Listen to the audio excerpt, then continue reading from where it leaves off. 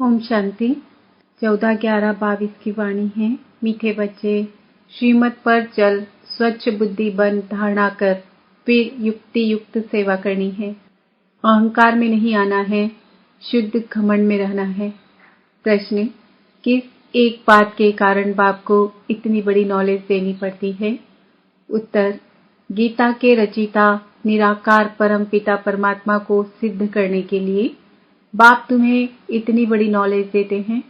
सबसे बड़ी भूल यही है जो गीता में पतित पावन बाप की जगह श्री कृष्ण का नाम डाला है। इसी बात को सिद्ध करना है। इसके लिए भिन्न भिन्न युक्तियां रचनी है। बाप की महिमा और श्री कृष्ण की महिमा अलग अलग बतानी है। गीत: मरना तेरी गली में, जीना तेरी गली में। ओम शांति। बच्चों ने गीत सुना। कहते हैं आए हैं तेरे दर पर जीते जी मरने के लिए। किसके दर पर? फिर भी यही बात निकलती कि अगर गीता का भगवान श्री कृष्ण को कहें तो यह सब बातें हो न सके। वह है सतयुग का प्रिंस। गीता श्री कृष्ण ने नहीं सुनाई, गीता परम पिता परमात्मा ने सुनाई। सारा मदार इस बात पर है। एक बात को समझ जाए तो भारत के जो इतने शास्त्र हैं सब झूठे सिद्ध हो जाए। यह है सब भक्ति मार्ग के। इनमें कर्म कांड, तीर्थ यात्रा, जप तप आदि की कहानियां लिखी हुई है। भक्ति मार्ग में तुम इतनी मेहनत करते आए हो, वह तो दरकार नहीं। यह तो सेकंड की बात है। सिर्फ यह एक बात सिद्ध करने के लिए भी बाप को कितनी नॉलेज देनी पड़ती है। प्राचीन नॉलेज जो भगवान ने ही दी है वही नॉलेज है। सारी बात गीता पर है। परमपिता परमात्मा ने ही आकर देवी देवता धर्म की स्थापनार्थ सहज राजयोग और ज्ञान सिखलाया है, जो अब प्रायः लोप है। मनुष्य समझते हैं श्री कृष्ण फिर आकर गीता सुनाएगा, परंतु अब तुमको यह अच्छी तरह सिद्ध करना है कि गीता परमपिता परमात्मा ने जो ज्ञान का सागर है उसने सुनाई है। श्री कृष्ण की महिमा और परमपिता परमात्मा की महिमा अलग अलग है। वह है सतयुग का प्रिंस जिसने सहज राजयोग से राज्य भाग्य पाया है। पढ़ते समय नाम रूप और है, फिर जब राज्य पाया है तब और है। पहले पतित है फिर पावन बना है। पतित पावन श्री कृष्ण को कभी नहीं कहेंगे। पतित पावन है ही एक बाप। अब वही श्री कृष्ण की आत्मा जो काली अर्थात श्याम बन गई है, अब फिर से पतित पावन द्वारा राजयोग से भविष्य पावन दुनिया का प्रिंस बन रही है। नंबर 1 है ही गीता सर्वशास्त्र में श्रीमद् भगवत माता। अब माता को जन्म किसने दिया? बाप ही माता को अडॉप्ट करते हैं। ऐसे नहीं कहेंगे कि क्राइस्ट ने बाइबल को अडॉप्ट किया। क्राइस्ट ने जो शिक्षा दी उनका बाइबल बनाकर पढ़ते रहते हैं। अब गीता की शिक्षा किसने दी जो पुस्तक बनाकर पढ़ते रहते हैं?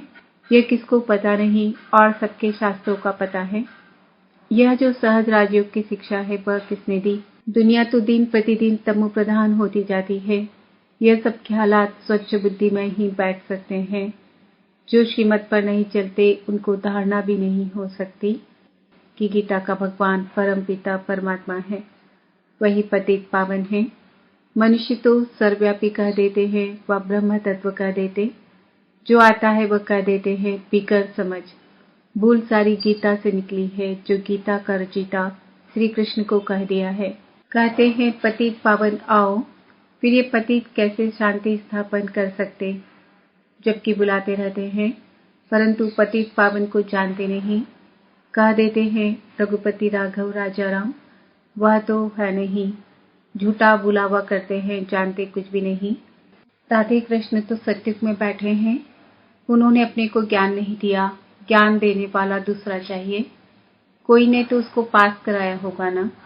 यह राजा ही प्राप्त करने का ज्ञान किसने दिया? किस्मत आपे ही तो नहीं बनती। किस्मत बनाने वाला बाप या टीचर होता है। गुरु तो गति देते, परंतु गति सदगति का भी कोई अर्थ नहीं समझते। सदगति प्रवृत्ति मार्ग वालों की होती है। गति माना सब बाप के पास जाते हैं। यह बातें कोई समझते नहीं है। वह तो भक्ति के बड़े बड़े दुकान खोल बैठे हैं। सच्चे ज्ञान का एक भी दुकान नहीं, सब है भक्ति के। बाप कहते हैं यह वेद शास्त्र आदि सब भक्ति मार्ग की सामग्री है। यह जप तप आदि करने से मैं नहीं मिलता हूँ। मैं तो बच्चों को ज्ञान देकर पावन बनाता हूँ, सारे सृष्टि की सद्गति करता हूँ। वाया गति में जाकर सद्गति में आना है। सब तो सतयुग में नहीं आएंगे, ये ड्रामा बना हुआ है। जो कल पहले तुमको सिखाया था, जो चित्र बनाए थे, वह अब भी बनवा रहे हैं। यह जो बड़ी भूल है वह सिद्ध हो जाए, फिर युक्ति से चित्र बनाएंगे। कहते हैं 3 धर्मों की टांगों पर सृष्टि खड़ी है। एक देवता धर्म की टांग टूटी हुई है, इसलिए हिलती रहती है। पहले एक टांग पर सृष्टि बड़ी फर्स्ट क्लास रहती। एक ही धर्म था जिसको अद्वैत राज्य कहा जाता है। फिर वह एक टांग गुम हो 3 टांगें निकली है, जिसमें कुछ भी ताकत नहीं रहती। आपस में ही लड़ाई झगड़ा चलता रहता है। धनी को जानते ही नहीं, निधन के बन पड़े हैं। समझाने की बड़ी युक्ति चाहिए। प्रदर्शनी में भी मुख्य ये बात समझानी है कि गीता का भगवान श्री कृष्ण नहीं, परमपिता परमात्मा है, जिसका बर्थ प्लेस भारत है। श्री कृष्ण है साकार, वह है निराकार, उनकी महिमा अलग है। गीता परमात्मा ने गाई और श्री कृष्ण को ऐसा बनाया। कहते हैं ब्रह्मा का दिन ज्ञान और ब्रह्मा की रात भक्ति, अभी है रात। सत्युग स्थापन करने वाला कौन? ब्रह्मा आया कहाँ से? सूक्ष्म वतन में भी कहाँ से आया? प्रजापिता ब्रह्मा को परमात्मा एडॉप्ट करते हैं। परमपिता परमात्मा ही पहले पहले सूक्ष्म सृष्टि रचते हैं। वहाँ ब्रह्मा दिखाते हैं, वहाँ प्रजापिता होता नहीं। प्रजापिता ब्रह्मा कहाँ से आया? यह बातें कोई समझ ना सके। श्री कृष्ण के अंतिम जन्म में इनको परमपिता परमात्मा ने अपना रथ बनाया है। यह किसकी बुद्धि में नहीं है। यह बड़ा भारी क्लास है। टीचर जानते हैं यह स्टूडेंट कौन सा है। तो क्या बाप नहीं समझते होंगे? यह बेहद के बाप का बेहद का क्लास है। यहाँ की बात ही निराली है। शास्त्रों में प्रलय दिखाकर रोला कर दिया है। तुम जानते हो श्री कृष्ण ने गीता नहीं सुनाई, उसने तो गीता का ज्ञान सुनकर राज्य पद पाया है। गीता का भगवान निराकार शिव है, उनके गुण यह है। इस भूल के कारण ही भारत कौड़ी जैसा बना है। अभी परमपिता परमात्मा ने ज्ञान का कलश माताओं पर रखा है। माताएं ही स्वर्ग का द्वार खोलती है। भक्ति वास्तव में गृहस्थियों के लिए है। ये है प्रवृत्ति मार्ग का सहज राजयोग। बच्चों को ही पाप का शो करना है। सदैव हर्षित मुख, अचल, स्थैर्यम, मस्त रहना है। कुमारियों की महिमा भारी है। मुख्य मम्मा है, वह ज्ञान सूर्य है। यह है गुप्त ब्रह्मा। इस राज को मुश्किल ही कोई समझते हैं। मंदिर भी उस मम्मा के हैं। इस गुप्त बूढ़ी मम्मा का कोई मंदिर नहीं। यह माता पिता कंबाइंड है। श्री कृष्ण तो सतयुग का प्रिंस है। गीता के भगवान की महिमा अलग है। वह पतित पावन लिबरेटर गाइड है। तो परमात्मा की महिमा बिल्कुल अलग है। एक कैसे हो सकते? मुख्य बात यह है कि गीता किसने सुनाई?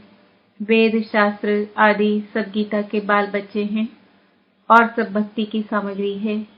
ज्ञान मार्ग में कुछ होता नहीं। अच्छा, मीठे मीठे सिकिल दे बच्चों प्रति माता पिता बाप दादा का याद प्यार और गुड मॉर्निंग। रूहानी बाप की रूहानी बच्चों को नमस्ते। हम रूहानी बच्चों की रूहानी बाप दादा को याद प्यार गुड मॉर्निंग नमस्ते ओम शांति। धारणा के लिए मुख्य सार, हर काम बहुत युक्ति युक्त करना है। हर्षित मुख, अचल, स्थिर और ज्ञान की मस्ती में रहकर बाप का शो करना है। ज्ञान की नई और निराली बातें सिद्ध करनी है।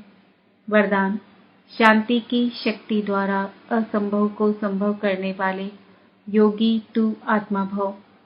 शांति की शक्ति सर्वश्रेष्ठ शक्ति है और सभी शक्तियां इसी एक शक्ति से निकली है। साइंस की शक्ति भी इसी शांति की शक्ति से निकली है। शांति की शक्ति द्वारा असंभव को भी संभव कर सकते हो। जिसे दुनिया वाले असंभव कहते, वह आप योगी तो आत्मा बच्चों के लिए सहज संभव है।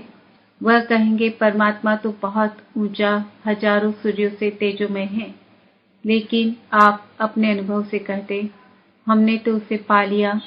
शांति की शक्ति से स्नेह के सागर में समा गए।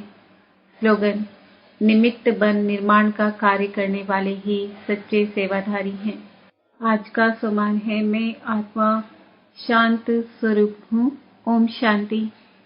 मातेश्वरी जी के अनमोल महावाक्य। आत्मा और परमात्मा अलग रहे बहुकाल, सुंदर मेला कर दिया जब सदगुरु मिला दलाल। जब अपन यह शब्द कहते हैं तो उसका यथार्थ अर्थ है कि आत्मा परमात्मा से बहुत काल से बिछुड़ गई है। बहुत काल का अर्थ है बहुत समय से आत्मा परमात्मा से बिछुड़ गई है। तो यह शब्द साबित करते हैं कि आत्मा और परमात्मा अलग अलग दो चीज हैं। दोनों में आंतरिक भेद है, परंतु दुनियावी मनुष्यों को पहचान न होने के कारण वो इस शब्द का अर्थ ऐसा ही निकालते हैं कि मैं आत्मा ही परमात्मा हूँ। परंतु आत्मा के ऊपर माया का आवरण चढ़ा हुआ होने के कारण अपने असली स्वरूप को भूल गए हैं। जब वो माया का आवरण उतर जाएगा फिर आत्मा वही परमात्मा है। तो वो आत्मा को अलग इस मतलब से कहते हैं और दूसरे लोग फिर इस मतलब से कहते हैं कि मैं आत्मा सो परमात्मा हूँ।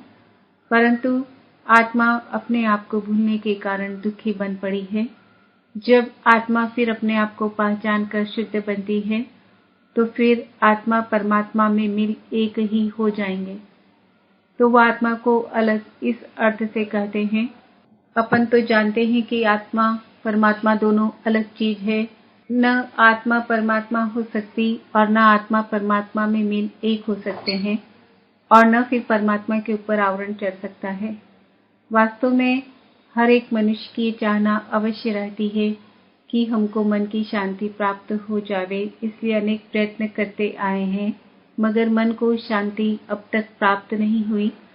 इसका यथार्थ कारण क्या है? अब पहले तो यह सोच चलना जरूरी है कि मन की अशांति की पहली जड़ क्या है। मन की अशांति का मुख्य कारण है कर्म बंधन में फंसना। जब तक मनुष्य इन 5 विकारों के कर्म बंधन से नहीं छूटे हैं, तब तक मनुष्य अशांति से छूट नहीं सकते। जब कर्म बंधन टूट जाता है तब मन की शांति अर्थात जीवन मुक्त स्थिति को प्राप्त कर सकते हैं। अब सोच करना है यह कर्म बंधन टूटे कैसे और उसे छुटकारा देने वाला कौन है। यह तो हम जानते हैं, कोई भी मनुष्य आत्मा किसी भी मनुष्य आत्मा को छुटकारा दे नहीं सकती। यह कर्म बंधन का हिसाब किताब तोड़ने वाला सिर्फ एक परमात्मा है। वही आकर इस ज्ञान योग बल से कर्म बंधन से छुड़ाते हैं। इसलिए ही परमात्मा को सुखदाता कहा जाता है। जब तक पहले ये ज्ञान नहीं है कि मैं आत्मा हूँ, असल में मैं किसकी संतान हूँ, मेरा असली गुण क्या है, जब यह बुद्धि में आ जाए तब ही कर्म बंधन टूटे। अब यह नॉलेज हमें परमात्मा द्वारा ही प्राप्त होती है। गोया परमात्मा द्वारा ही कर्म बंधन टूटते हैं। ओम शांति।